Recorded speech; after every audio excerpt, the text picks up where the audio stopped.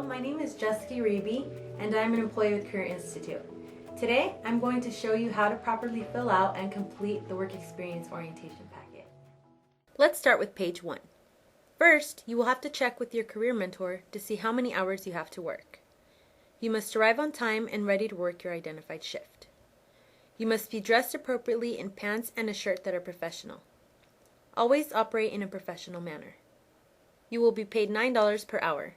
Your timesheet must be faxed to the number provided. You are responsible for faxing it to us by the due date. If you have any problems or concerns, please address them with your career mentor. If you need additional assistance, please contact Teresa Taylor at the number provided. Finally, please print and sign your name to verify that you understand that when you have completed the work experience, you may not apply for unemployment insurance. Next is work experience. This page will give you a brief description of what a work experience is. Please list 3 reasons why you would like to do a work experience. Also, there are some questions you might want to ask. For example, what time do you report into work? On the 3rd page, you are given a list of some final activities that you may want to consider when your work experience comes to an end. For example, you may want to send a formal thank you card or request letters of recommendation. This page is a W-4. Please be advised that your paycheck will be mailed to the address provided on this form.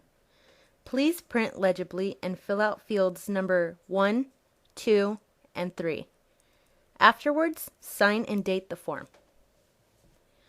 This page is the I-9 form. It documents your eligibility to work in the United States. For this page, you will only need to fill out the first section. Next is the health and safety form. It is important that you use good judgment while you are at your worksite to avoid personal injuries. Do not operate any equipment or machinery without your worksite supervisor's permission and instructions. Follow all safety procedures recommended by your worksite supervisor and avoid carelessness at all times. If you are injured on the job, and it's an emergency, have your worksite supervisor take you to the nearest medical facility. If it's not an emergency, report your injury to your worksite supervisor and contact your career mentor. You will have to sign your written statement regarding how you became injured. Please know our insurance coverage will pay for your doctor visit if you are injured on the job, but will not cover you if you are injured outside of the job. You must report all injuries immediately to your worksite supervisor and career mentor. This is the medical release form. By signing this form, you authorize the Career Institute to release medical and contact information to a medical facility in the event of an emergency. In the first spaces, please print your first and last name as well as your date of birth. After you have read the terms and agreements, please turn your focus to the bottom of the page. If you are 18 years of age, you do not need the signature of a parent or a guardian. Please continue on to fill out the emergency contact information. Also, please include personal, physical information that a hospital or physician should be aware of in case of an illness or injury. Next is the timesheet completion procedure. It is imperative that your career mentor's name, your name, and your phone number be filled in on every timesheet that is submitted to Career Institute. Your timesheet must be filled in daily. If you work more than 6 hours, you must take a half-an-hour lunch break. No one is to work over 8 hours in one day.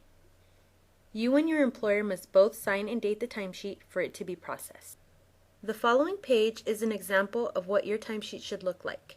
At the top, there should be the name of your career mentor, your name, as well as your telephone number. There should be dates above the days of the week and the total number of hours worked below. Be sure to have your supervisor complete the evaluation. Also, the timesheet must be signed and dated by you and your supervisor. This page is the 2010 payroll schedule.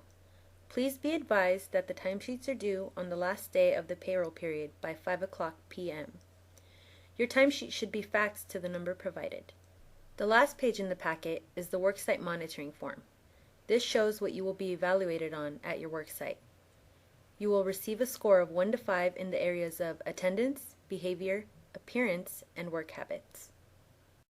This concludes the instructional video for the work experience orientation packet. Remember to send in the cover page, page 1, page 3, page 4, and page 6. Without any of these forms, you will not be able to receive a paycheck. You could send these forms in by fax, email, or by dropping them off to your career mentor. Thank you very much for your time and have a nice day.